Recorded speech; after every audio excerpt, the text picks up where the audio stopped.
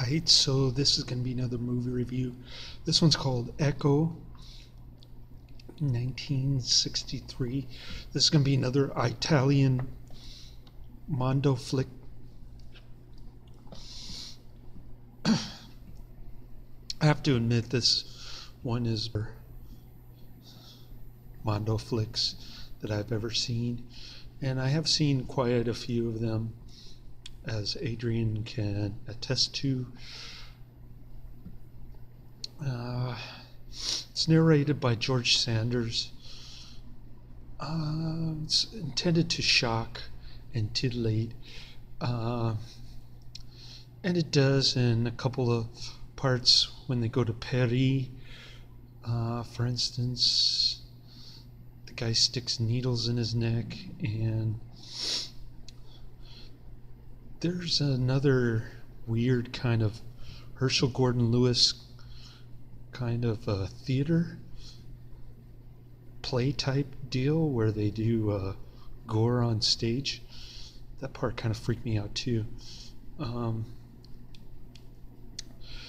part where the gal castrates reindeer with her teeth didn't really bother me because it was kind of off-camera stuff, and couldn't really see much. But that's another part that seems to bother people. So anyways, I'm giving this 3 out of 5 stars. I thought it was halfway decent.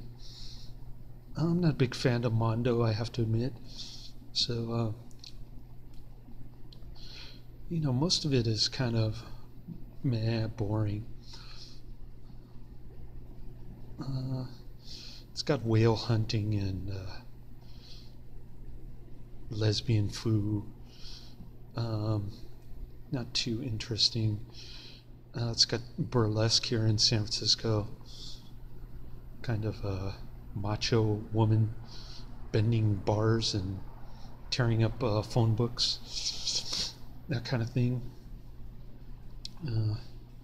Not very intriguing. What else? They go all over the world. They go to this monastery where the monks are hoisted up in fisherman net, and I guess it's where they fled after the barbarians took over Rome, and they fled to Greece. These giant stones that look like fingers that point to the sky. That was kind of interesting. Other than that, mostly boring stuff, like debutantes, and well, you can watch the trailer on YouTube. I'm not going to post it in the description box, so I don't particularly care for this movie, but hopefully the Forbidden on the B movie on this double feature is better than Ecco.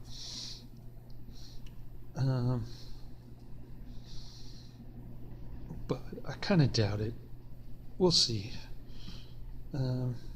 Just judging by the main menu, the Forbidden doesn't look too appealing to me. This is a double feature on Something Weird video. So this is the second double feature in the past month that I've seen from Something Weird video, and yeah, I can't really say much about Ecco.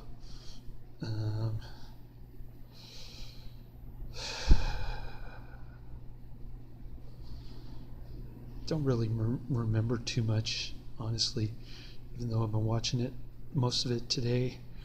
I slept through most of the day, and I'm about ready to doze off now.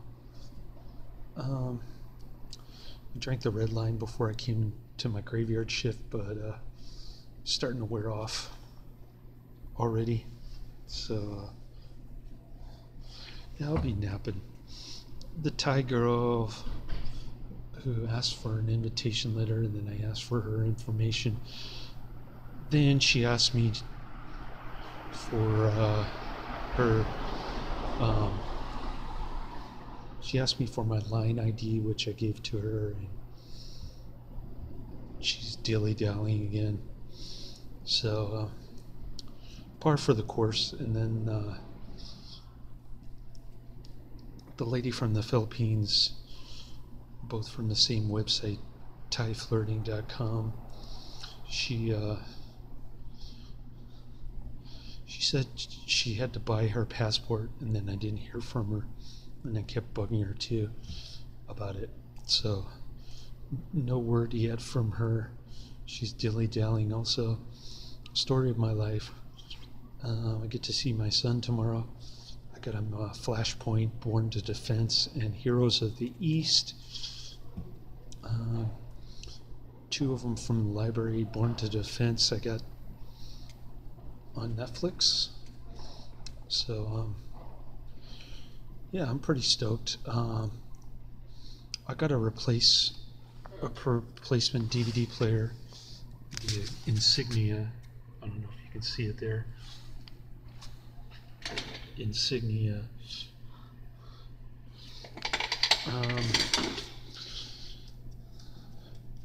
Because my other 9-inch got cracked screen somehow. I guess it fell on the floor, and so I took it in a Best Buy. It wasn't covered under warranty, but one of their managers overrid the warranty exclusion, I guess, on accidental damage. I didn't even know they had coverage for that until I went there on what was it, New Year's Day? Yeah, I think they were open New Year's Day.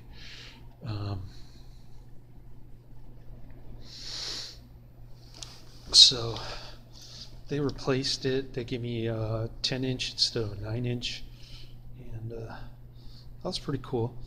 And then I got the warranty, the 2-year instead of 3-year, with the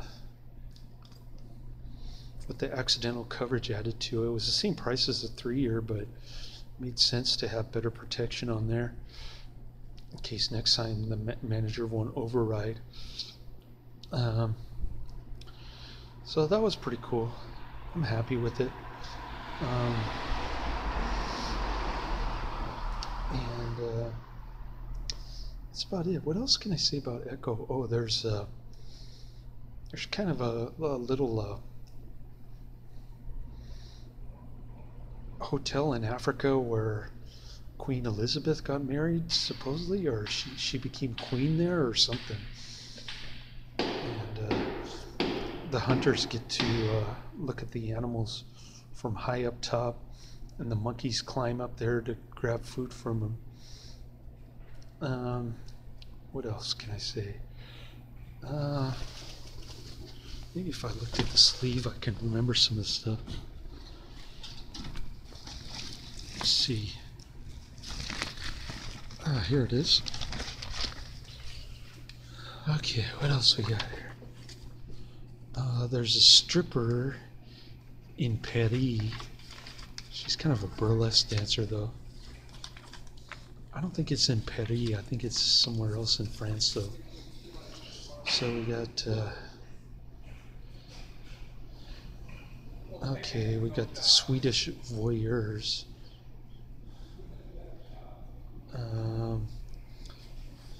Oh, I guess they're not really voyeurs. They're kind of teenage punks. And then, oh, we got the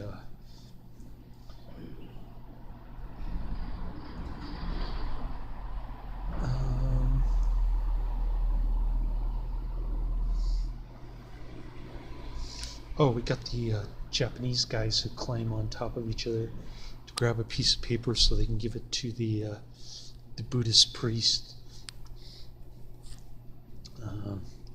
So it has that Eurocentric kind of attitude towards other cultures. Like, we don't need to understand this, just accept it as part of their life. Or so, I think that's what George Sanders says. So it's pretty dated. I mean, lesbian foo is weird according to George Sanders. It's abnormal, he says. Here in San Francisco or Seattle or some of these cities, it's a way of life, I guess you could say, and not so taboo as 1963 per se. So that was kind of interesting, although, like I said, 90% of the movie was kind of boring, and then you get the one or two scenes that really make you want to turn it off. Kind of grates on your nerves kind of thing. So that was pretty cool. Yeah, I kind of had mixed feelings about it. Not really crazy about this Mondo stuff. I think the lesbian bar in Hong Kong was more interesting. I forget which Mondo flick that comes from, or the Japanese women with hairy armpits wrestling each other. I know Boris Karloff narrated that one. I forgot the name of it also. And so there's better stuff out there, definitely. But this one's kind of average, I guess. And even though it's average, it's better than most Mondo flicks, in my opinion. I've seen some pretty bad ones in my time, so yeah, pretty good for Mondo film, but compared to other movies outside of this genre, I'd say it's quite average. And that's the end of my review. Laters.